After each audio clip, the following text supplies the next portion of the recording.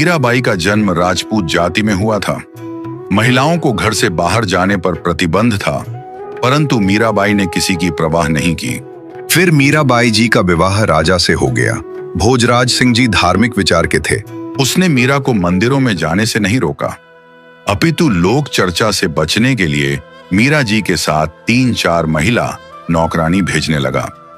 मीराबाई मंदिर में जाकर पूजा करती थी और भक्ति में लीन हो जाती थी, जिस कारण से सब ठीक चलता रहा।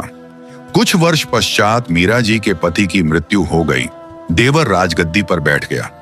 उसने कुल के लोगों के कहने से मीरा को मंदिर में जाने से मना किया। आज के बाद तुम मंदिर में नहीं जाना। नहीं, मैं मंदिर में जाना नहीं छोड़ सकती।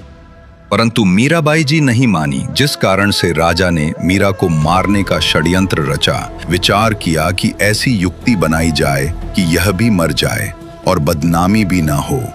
राजा ने विचार किया कि इसे कैसे मारे। राजा ने कहा कि सपेरे एक ऐसा सर्प ला दे कि डिब्बे को खोलते ही खोलने वाले को डंक मारे और व्यक्ति मर जाए। ऐसा ही किया गया और फिर राणा जी ने अपने लड़के का जन्मदिन मनाया।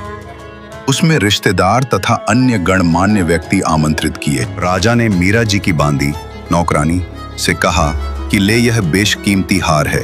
ये बेशकीमती हार है। मेरे बेटे का जन्मदिन है। दूर दूर से रिश्तेदार आए हैं। मीरा को कह दे कि सुंदर कपड़े पहनकर इस हार को गले में पहन ले, नहीं तो रिश्तेदार कहेंगे कि अपनी भाभी जी को अच्छी तरह नहीं रखता। मेरी इज्जत बेइज्जती का सवाल है। नौकरानी राजा से हार का डब्बा लेकर मीराबाई के कमरे की तरफ जा रही है। मालकिन, आपके लिए राजा ने एक हीरे मोतियों का हार भेजा है और उन्होंने बोला है कि इसको आप पहने। बांदी ने उस आभूषण के डिब्बे को मीराबाई को दे दिया और राजा का आदेश सुना दिया। उस आभूषण के डिब्बे में काले सफेद रंग का सर्प था। मीरा ने बांदी के सामने ही उस डिब्बे को खोला। उसमें हीरे मोतियों से बना हार था। यदि मैं हार नहीं पहनूंगी तो व्यर्थ का झगड़ा होगा। मेरे लिए तो ये मिट्टी है। ये विचार करके मीरा जी ने वो हार गले में डाल लिया। राजा का उद्देश्य था कि आज सर्प डंक से मीरा की मृत्यु हो जाएगी तो सबको विश्वास हो जाएगा कि राजा का कोई हाथ नहीं है। हमारे सामने सर्प डसने से मीरा की मृत्यु हुई है। कुछ समय उपरांत राजा मंत्रियों सहित तथा कुछ रिश्तेदारों सहित मीरा के महल में गया तो मीराबाई जी के गले में सुंदर महंगा हार देखकर राणा बौखला गया और बोला, बदचलन, ये हार किस यार से लाई है? आपने ही तो बांदी के द्वारा भिजवाया था, वही तो है। बांदी को बुलाया तथा पूछा कि वो डिब्बा कहाँ है। बांदी ने पलंग के नीचे से निकाल कर दिखाया, ये रहा राजा जी जो आपने भेजा था। राजा वापस आ गया। राजा ने सोचा, अब की बार इसको विष मैं अपने सामने पिलाऊंगा। नहीं पिएगी तो सिर काट दूंगा। एक सपेरे से कहा कि भयंकर विष ला दे जिसे जीभ पर रखते ही व्यक्ति मर जाए। सपेरा जंगलों में चला गया और वहां पर जहरीला सांप ढूंढ रहा है और उसको एक जहरीला सांप मिल जाता है और उसके मुंह से जहरीली जहर निकालकर बोतल में डाल लेता है और फिर वहां से सपेरा जहर लेकर महल की तरफ जाता है। सपेरा जहर की बोतल सैनिक को दे देता है। सैनिक उसे जहर वाली बोतल को लेकर राजा के पास जाता है। फिर मीराबाई को महल में बुलाया जाता है। राजा ने मीरा से कहा कि ये विष पी ले, अन्यथा तेरी गर्दन काट दी जाएगी। मीरा ने सोचा कि अगर गर्दन कटेगा तो दर्द होगा, मैं जहर ही पी लेती हूँ। फिर राजा मीरा को जहर दे देता है और मीरा उसको पी लेती है। सब मीराबाई को देख रहे हैं और मीराबाई जहर का प्याला पीकर भी उनको कुछ नहीं होता और वो आराम से खड़ी रहती है। राजा को लगता है कि सपेरा नकली जहर लेकर आया था तो राजा सपेरे ऊपर बहुत ज्यादा गुस्सा करता है और फिर राजा सपेरे को बोलता है, तुम ये नकली विष लेकर आए हो तभी मीरा की मृत्यु नहीं हुई। महाराज, जहर वाला प्याला कहाँ है? मुझे दिखाइए। सपेरे ने उस प्याले में दूध डालकर एक कुत्ते को वही पिला दिया। कुत्ता दूसरी बार जीभ भी नहीं लगा पाया था, मर गया। मीराबाई की रक्षा किस भगवान ने की? आइए जानते हैं।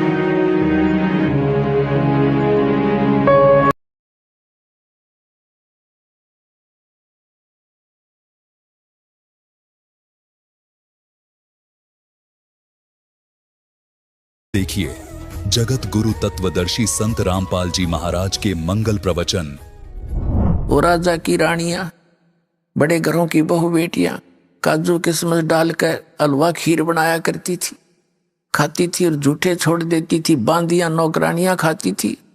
उनके पूर्व जन्म के संस्कार अच्छे थे। बैटरी चार्ज थी, आगे चार्जर मिला नहीं, वह बैटरी डिस्चार्ज हुई, खत्म होगी।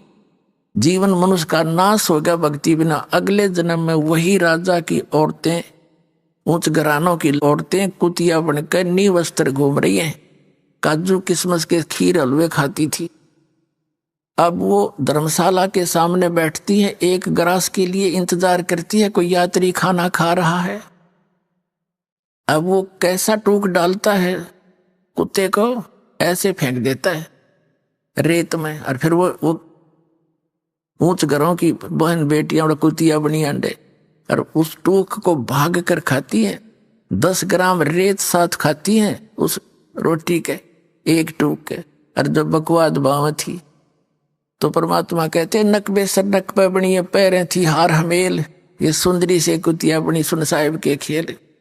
एक समय एक पुल्लो नाम की बाई थी भगतनी, और एक राजा की 3-4 रानियां थी। राजा उनसे चर्चा करता था कि एक पुल्लो नाम की भगतनी बहुत अच्छी है, बहुत ही भली है, भक्ति करती है। अब औरतें तो औरत की प्रशंसा से किसी दृष्टिकोण से की जा वो घाट सुना करे। उन्होंने सोची कोई घड़ियां सुंदर होगी, राजा उसकी बहुत प्रशंसा करे। उन्होंने कहा कि एक दिन उस पुल्लो ने यहाँ बुला लो ना, हम भी देख लें। उसने राजा बोला बुला लूंगा। राजा ने उस बहन को, भगतनी को निमंत्रण दिया कि बहन आज हमारे घर पे आइए, उसको सत्संग कर दो। आ जाऊंगी भाई। अब रानी 4-5 रानियां थी, सब सोना साना सारा पैर का गहना और 1-1, 2-2 लाख के हार गले में पैर कर खूब शंगर कर तैयार हो रही होता है। अब वह बाई गई बहन, हाथ में एक लाठी, कुत्त्या हटाने खातिर छोटा सा डंडा, हाथ में माला, खद्दर के कपड़े मैले से पुराने से, पैर में टूटे हैं लीतर और कानों में, मुंह में, नाक में कुछ नहीं। जब उसने प्रवेश किया तो उस रानी हंसने लगी। अज्ञा के वह बोलो सारी हंसनो खूब दांजरे पाड़े, और वो नो दिखावा अपने वो खूब पैर के बैठी थी। अब वह जान की पुल्लो कौन सी बालक थी, वह भी जान गई कि दृष्टिकोण से बकवास करिए। तो क्या कहती है कि ये गहना बाधा तन की शोभा और यू तन का चौबांडो, और बिना भजन का कुतिया बनोगी, राम भजो न रांडो। कहते हैं इस तुम के राजी हो रही श्रृंगार करके, किस पर पैरे बैठी हो तो काचा बांडो है, काचा बांडा, तड़के मर जाओगी, कुतिया बनी आंडोगी, भजन करो न रांडो। यानी इनकी अपनी लैंग्वेज होती है या समझाने की। तो उनके वह बात समझ में आ गई, सत्संग किया, परमात्मा ने उन पर भी दया कर दी। लेकिन फिर वो भी राजा के साथ वहां जान लायक। अब प्रसंग चल रहा था मीराबाई का। तो मीराबाई को उनके घर वाले बाहर नहीं जान दिया करता, उसका देवर। घर वाले ने तक मना नहीं किया, वो नेक आत्मा था। तो उस खूब उसने कोशिश करी। फिर उसके देवर ने सोचा मीराबाई के ना कि भाई इस तो अच्छा तो इसने मार दूं, हमारी इज्जत बची रहेगी, हम कितने नीच हैं। इस तरह की बकवाद भी सोच ली। तो उसने सोचा कि अभी न्यू मारूंगा तो पता चल जाएगा, नौकर नाकर की तो जिक्र कर देंगे, तेरी निंदा हो जाएगी समाज में।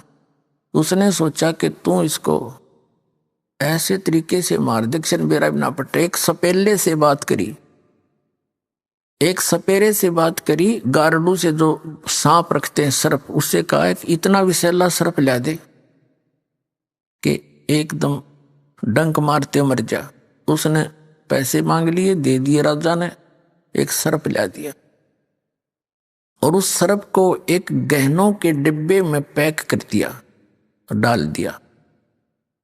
और अपने लड़के का जन्मदिन मनाना था उस मीराबाई के देवर ने। सारे रिश्तेदार इकट्ठे हो गए, आने थे वहां पर। तो उसने उस दिन सोचा कि आज इस वो मंगा कर सरप उसी दिन और बांदी को दे दिया वो डिब्बे में। अगजा मीराबाई को दे दे, यो इसमें हार है 9 लाख रुपया का। बांदी से कहा सभी को सुना के, जहां आम सब बैठे थे। और वो सरप सपेरा डर गया था पहले दिन। और बांदी एक नौकरानी को दे दिया कि जो मीरा को दे दे और कह दे इस हार न पैर लेगी, क्योंकि वो कुछ नहीं पैरा करती गहना वहना। और वैसे तो विधवा होने के बाद माई पहले कुछ भी प्रयोग करती ही नहीं थी। तो उसने कहा कि उसको कह देना मीराबाई को कि इस हार को पैर लेगी, कदे मेरी बेइज्जती करवा दे रिश्तेदारों में। नू ना कहेंगे भाई मर गया था पाछे, तो इसने ओढ़ने पैरने के लिए भी कुछ नहीं देता। तो इसलिए सब कुछ समझा के और वह बांदी भेज दी। बांदी ने जाके कहा कि राजा ने कहा है इस हार ने पैर लिए, रिश्तेदार आए हुए हैं, और नहीं तो तेरी खैर रही है, बहुत नाराज हो जाएगा तेरे थे। मीराबाई ने सोची कोई बात नहीं, मेरे लिए तो माटी है। और यूं मानने को ना नाड़ी समझ को भी बात भी ना बिगड़ती, थोड़ी देर डाल लूंगी, घंटा 2 घंटा। बांदी के सामने ही उसने कहा खोल बांदी। नौकरानी खोल ले ला। इसने नौकरानी ने खोला, उसमें इतना सुंदर हार था, वहां आसपास कोई बने नहीं, उस क्षेत्र में भी नहीं बन रहा था, इतना बढ़िया हार उसमें। और मीराबाई ने पैर लिया, वह पड़ा रह गया। माटी यहाँ है, यहाँ एक जैसी है, मेरे लिए तो सोना नहीं, हीरे नहीं, मेरे लिए तो मिट्टी है। अब पैर लिया, बांधी आ गई। अब वो गया, फिर बाद में अकमरडी होगी बात है। वो उद्देश्य ये लेकर गया था, लोग न सोचेंगे सांप से डस कर मर गया, अब पकी तो सांप आ गया होगा। अब अन्यों कौन पूछा था भाई सांप, वो बतानिया वो सांप लड़ गया, सांप लड़ गया, उठा लो, इस तरह सोच रहा था। तो थोड़ी देर के बाद वो गया कि वो मर चुकी होगी, और फिर सबको बुला के कह दूंगा अरे सांप लड़ गया भाई, सांप लड़ गया, बुलाइयो सपेरों को। वो जाकर देखा, दरवाजा खोला, वह हार पहने बैठी। मीराबाई से कहा कि उसके देवर ने कि दुष्टा यही काम करने जाती थी मंदिरों में, देखा ना तेरी पोल खुल गई, कहां से लाई ये हार तू? ये हार इतना कीमती हमारे पास भी नहीं है, तू कहां से लाई?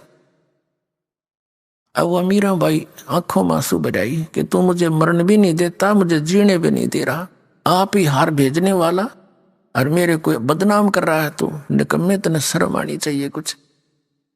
वो कहने लगा मैंने कहा भेजा, इस डिब्बे में भेजा तेने हार। वो कहने लगा झूठ बोलती है तू। अब बांदी को बुला जो लेकर आई थी। वो बांदी बुलाई। बांदी से उस राजा ने पूछा कि बांदी ये हार कहां से आया? कि जिस आपने जो दिया था उसी बक्से में था, और उसने सर्प अपने सामने बंद करवा के दिया। अब बताओ, परमात्मा जिसने रखे ये कुतरू मार सकते हैं?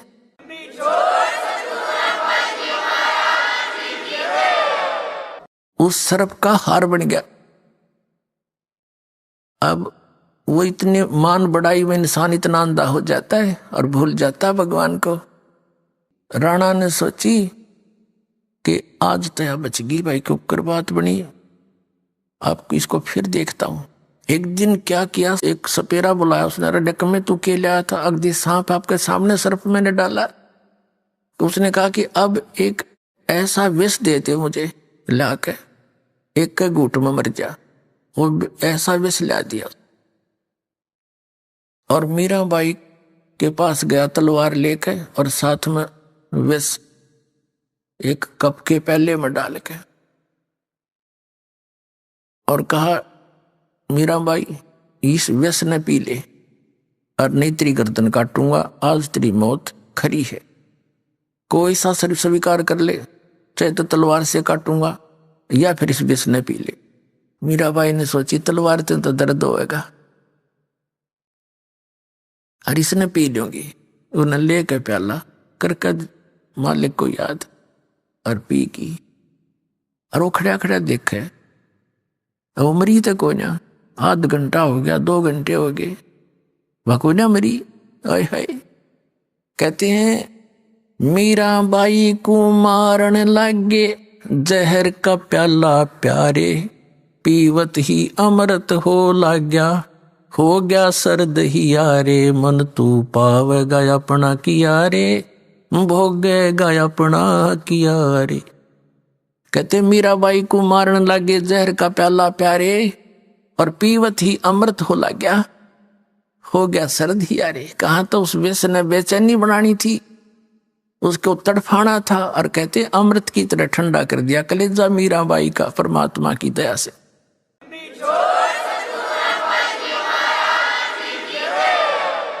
अब राणा ने सोची भैया नहीं मानने, अपने आत्माओं कहते हैं सौ छल सिद्धर मैं करूं अपने जन के काज। परमात्मा कबीर जी बनारस में आए हुए थे और संत रविदास जी चमार जाति में उनके साथ रहते थे, उनके शिष्य हो गए थे। पहले तो रामानंद जी से नाम दिलाया था रविदास जी को परमात्मा ने।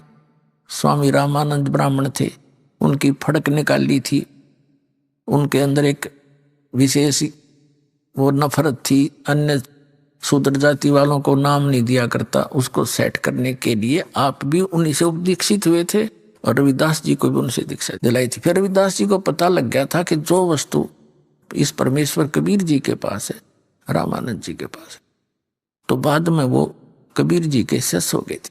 तो परमात्मा कबीर जी और रविदास जी उसी नगरी में एक गरीब के घर पे बाहर, उसका घर था, सत्संग कर रहे थे। एक हफ्ते का सत्संग रख रखा था, सत्संग कराया करते, दिन में भी करते थे, रात को भी करते थे। फिर वहां भक्तों ने मिल मिला के एक आश्रम बना दिया था, छोटा सा झोपड़ी, थोड़ा सा बाड़ सी बना लिया था। तो कबीर जी सत्संग कर रहे थे दिन में, मीराबाई गई मंदिर में, साथ में 2-3 उसकी नौकरानियां थी, उसने जाना बंद नहीं किया। तो उन्होंने देखा कि ये क्या भगवान की कुछ चर्चा हो रही है। पहले मंदिर जाती हूँ, मत्था मुत्था टेक का आई अपना क्रिया करके, फिर सोचा चल संतों के दर्शन करती हूँ। साधु दर्शन राम का मुख पर बसे सुहाग, दर्शुनी को होते हैं जिनके पूर्ण भाग। कबीरा दर्शन संत का परमात्मा आवे याद, और लेखे में वाए घड़ी बाकी का समय बर्बाद। तो मीराबाई सहेलियों के साथ वहां चली गई, सत्संग शुरू हो रहा था। परमात्मा बता रहे थे ब्रह्मा विष्णु महेश ये अजर अमर नहीं है, इनकी जन्म मृत्यु होती है, इनसे ऊपर और परम शक्ति है, उसका संदेशा मैं लेकर आया हूं। अपने आप को छुपा कर परमात्मा ये ज्ञान दे रहे थे। मीराबाई को धक्का लग गया क्योंकि वो श्री कृष्ण की पुजारन थी। अपने आत्माओं, यहां इस तत्व ज्ञान से आपको सब निर्णय हो जाएगा। देखो परमात्मा कबीर जी कहते हैं पिछले पुण्य से होते हैं पूर्ण हंस मुराद। जैसे ये दास पहले श्री कृष्ण और श्री विष्णु, श्री शंकर भगवान, हनुमान जी इनका पुजारी था, और जो साधना हम कर रहे थे वो ये दंत कथा थी ये, और इससे भी घर में सारे सुख हो रहे थे। हम ये सोचा थे इन तो हो गए, और हो रहे थे पूर्व जन्म के संस्कारों से, इनसे तो कुछ हो ही नहीं सका था, ये पता लग गया। तो कहते हैं मीराबाई को जहर पिलाया। मीराबाई कृष्ण पुजारन थी, अरे श्री कृष्ण तो वो कोई ऐसा चेंज कर ही नहीं सकते परिवर्तन, तो वहां रक्षा भी करी कबीर परमात्मा ने। मीराबाई का जहर का प्याला उसने पिया और उसको ठंडा कर दिया, और वो अनुमान रीति श्री कृष्ण ने कर दिया। और जब वो सर्प का हार बनाया तो परमात्मा ने बनाया, कबीर जी ने, वह नु सोच रही थी श्री कृष्ण जी ने बना दिया। तो हमने ये पता लगेगा इस बात से कि हम जो साधना कर रहे थे, छोटा मोटा कोई राहत मिले थी, वो भी यूं परमात्मा दे रहा था हमारे को, क्योंकि हमारे साथ फिरता है ये। कहते जो जन मेरी शरण है ताका हूं मैं दास, गेल गेल लग गया फिर जब लग धरती आकाश। जो बच्चा गऊ की नजर में यूं साईं को संत, और भक्तों के पीछे फिर यूं भक्त वचल भगवंत। जगत का पेखना पेखा, धनी का नाम ना लेखा। जो सब कुछ कर रहा है उसका तो जिक्र भी नहीं था, रामीन देवताओं के ऊपर आश्रित थे, न ऐसे कर दिया। ये अपना कुछ नहीं कर सके। श्री कृष्ण जी के सामने पूरा यादों को लड़का मर गया कट के, और नहीं बचा सके। तो मीराबाई को बड़ी चिंता हुई कि श्री कृष्ण से ऊपर भगवान बतावे। दुख हुआ, लेकिन किस्मत जाएगी। प्रसन्न किया महाराज जी, जो आप बात बता रहे हो या मेरे गला उतरा को नहीं, कबीर परमात्मा बोले बेटी सच्चाई तो सच्चाई होती है, आपके गले उतरे चाहे ना उतरे। आप किसकी पूजा करती हो? कि श्री कृष्ण की। श्री कृष्ण से ऊपर मैं नहीं मानती किसी। परमात्मा बोले बेटी ये देवता झूठ नहीं बोला करते, इनमें इतनी खासियत होती है। और तू नो कह रही है कृष्ण जी मेरे बात करा करने। श्री कृष्ण जी तो पूछ लिए तू, इनसे ऊपर के सता है कि नहीं। अब मीराबाई ने हृदय से याद किया, श्री कृष्ण प्रकट हुए और उन्हें पूछा भगवान आज मैंने संतों का सत्संग सुना है और सत्संग संत झूठ नहीं बोला करते, इतना तो मैं मानती हूँ, आप सच्ची बताना क्या आपसे भी ऊपर कोई भगवान है? श्री कृष्ण जी ने कहा कि भगवान तो है मीराबाई, लेकिन वो मिला नहीं, तेरी ट्राई भी व्यर्थ है, हमने खूब ट्राई कर ली, उसके दर्शन नहीं हुए। अब मीराबाई का तो धक देसी हुई, भाई सारी सच्ची बात है, कोई और है परमात्मा। अगले दिन जाके चरणों में पड़ी और कहा महाराज जी मेरा पेटा भर दिया आपने, मेरा विश्वास संतोष, मुझे विश्वास हो गया कि इनसे ऊपर कोई शक्ति है, भगवान ने स्वयं बता दिया। अब मेरा कल्याण कराओ। परमात्मा ने बताया बेटी ये खुद नासवान है, इनकी पूजा करने से जन्म मृत्यु तुम्हारा मिटे नहीं, उस अमर परमात्मा की भक्ति में लगी, जब जन्म और मरण मिटेगा उसकी भक्ति हमारे पास है। तो परमात्मा कहते हैं समझदार तो संकेत तो है भाई, और फिर भी कोई ना मानना तो उसके ऐसा मूर्ख नहीं, तुरंत पुरानी संबंध तोड़ दिए कृष्ण से, हक नहीं हमने मोक्ष चाहिए। और कहा जी दीक्षा दे दो मुझे तो कल्याण चाहिए, या तो तेरा दुख देख रही हूं मैं। तो परमात्मा ने देखा कि यह ठाकुरों की लड़की, इसको देखते हैं इसके अंदर कितना भगवान की चाह है, या समाज में लोक लाज में या अंधी हो रही है। जब तक ये लोक लाज और कुल की मर्यादाओं में बंधित है प्राणी, भगवान उसको पूरा लाभ नहीं दे सकता। तो परमात्मा ने कहा कि जा बहन बेटी उससे नाम ले ले। रविदास जी की तरफ संकेत कर दिया। रविदास जी उस समय चमार जाति में, कबीर साहब जुलाहा जाति में। चमार जाति उस समय ज्यादा अछूत मानी जाती थी, क्योंकि उनका कर्म ऐसा था जैसे पशुओं की खाल उतारनी और फिर उसको साफ करना, धोना मांजना और फिर जूते बनाने। तो उसमें कपड़े का लागे बिना रह कोई ना, साबुन सुबन था कोई नहीं। तो उनके मैल मूल मक्खी उक्खी लगी रहती। तो जो दूसरी ऊंच जाति के उन्होंने कहा भाई दूर बैठ जा मक्खी आवे। तो धीरे धीरे वो अछूत का रूप धारण कर लिया कि ना दूर रहे, वहां छुए ना। तो उस जाति में रविदास जी और मीराबाई ठाकुर जाति में। ठाकुर भी सबसे श्रेष्ठ माना करते राजस्थान में। राजस्थान के अंदर जाटों को भी शूद्र माना जाता था, इतनी प्रभुता थी ठाकुरों की। तो उस समय ऐसी सती थी मैं, और कहा बेटी जा रविदास से उस महाराज का नाम ले ले। और मीराबाई बैठ की जाके रविदास को कही रखा था तू पहले नो बताइए मैं कौन हूं और फिर बताइए इस मंत्र। उनकी सोची बुद्धि चाल थी कबीर साहब की, रविदास की। रविदास जी ने कहा बहन बात सुन, तू ठाकुरों की बेटी है, बहन है, बहू है, और मैं एक चमार हूं जाति का। और आज तू नाम ले लेगी और कल न तेरे को लोग पता नहीं क्या क्या कहेंगे और तेरे मन में दोष आ गया ना, फिर गुरु शिष्य का नाता टूट जाएगा। मीराबाई बोली महाराज जी मैं आपकी बेटी, आप मेरे पिता, बाढ़ में जाओ संसार, मैंने नाम दो, मैं तो कल्याण करवाऊंगी। उसी से मैं नाम दे दिया। अब पहले तो वो मंदिर में जाती थी दिन में, परमात्मा फिर रात को भी सत्संग करते थे, क्योंकि सभी दिन में काम कर लें, रात में मजदूर लोग सत्संग सुन लें। तो मीराबाई फिर रात्रि में जाने लगी सत्संग में, भाई गुरु जी यार दर्शन करेंगे हम तो। अब उसका जो देवर था वो सारे अपने जो कर्म थे करके थक चुका था, उसको रोकने के उससे कोई सफलता नहीं मिली। फिर उसने सोचा था कि लड़की अपनी माँ की बात मान लेती है। उसने अपनी मौसी को बुला करके, मीराबाई की माँ को बुला करके उसको समझाया था कि इसने समझा दे, अपने घर बैठ कर भक्ति कर ले, इसने हमारी इज्जत का नाश कर दिया। मीराबाई की माँ ने समझाने की चेष्टा की थी कि बेटी वहां ना जाया कर, इज्जत का नाश हो गया। और चमार जाति का बताओ तने तो सारी ये बात बिगाड़ दी। तो क्या आपस में क्या बातें हुई, शब्द सुनाते हैं। अब मीराबाई की माता कहती है,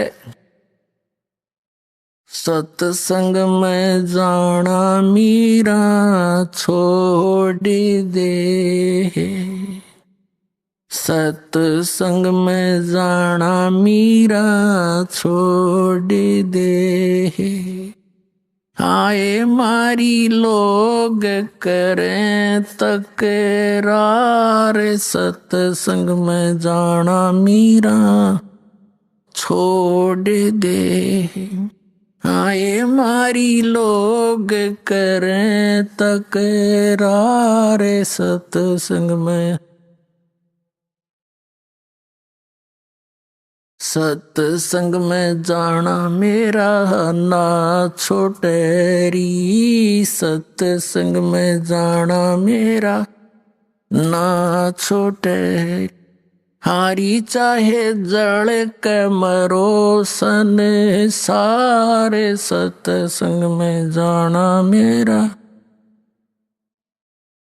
हारी चाहे जड़ के मरो सन सारे, सत्संग में जाना मेरा ना छोटे, थारे सत्संग के राय में है, थारे सत्संग के राय में, हाय वहाँ पर रहते हैं काले नाग, कोई कोई नाग तन डस लेवे, हाय वहाँ पर रहते हैं काले नाग, कोई कोई नाग तन डस लेवे, जब गुरु मारे मेरे करी, जब गुरु मारे मेरे करी, हारी वे तो सर पे गंडे वे बने जावे, सत्संग में जाना मेरा ना छोटेरी, हारी वे तो सर पे गंडे वे बने जावे, सत्संग में जाना मेरा,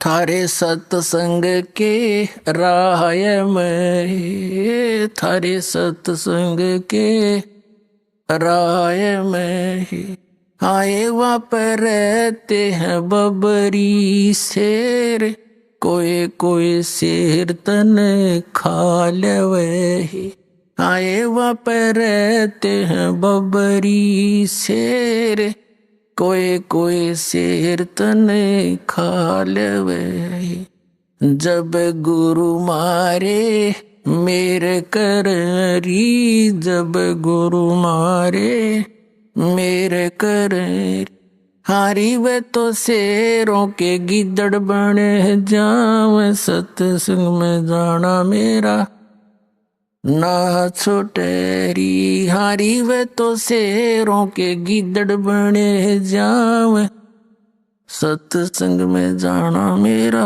ना छोटेरी, थारे सत्संग के बीच में है, थारे सत्संग के बीच में, आए वहाँ पर रहते हैं साधु संत, कोई कोई संत तन ले रमे, आए वहाँ पर रहते हैं साधु संत, कोई कोई संत तुम तन ले रमे, तेरे री मन में माता पाप हैरी, तेरे री मन में माता पाप हैरी, वो संत मेरे माँ बाप हैरी, वो संत मेरे माँ हैरी, हारी ये तो कर देंगे बेड़ा पार, सत्संग में जाना मेरा ना छोटेरी, हारी ये तो कर देंगे बेड़ा पार, जाना मेरा ना छोटेरी, सत्संग में जाना मेरा छोड़ दे, हाय मारी लोग करें तकरार, सत्संग में जाना मेरा सत्संग में जाना मेरा ना छुटेरी, सत्संग में जाना मेरा ना छुटेरी।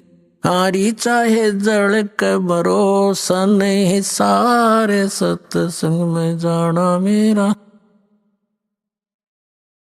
वो तो हो जाती चमारे है, वो तो हो जाती चमारे है, इसमें हमारी आर है, इसमें हमारी आर है।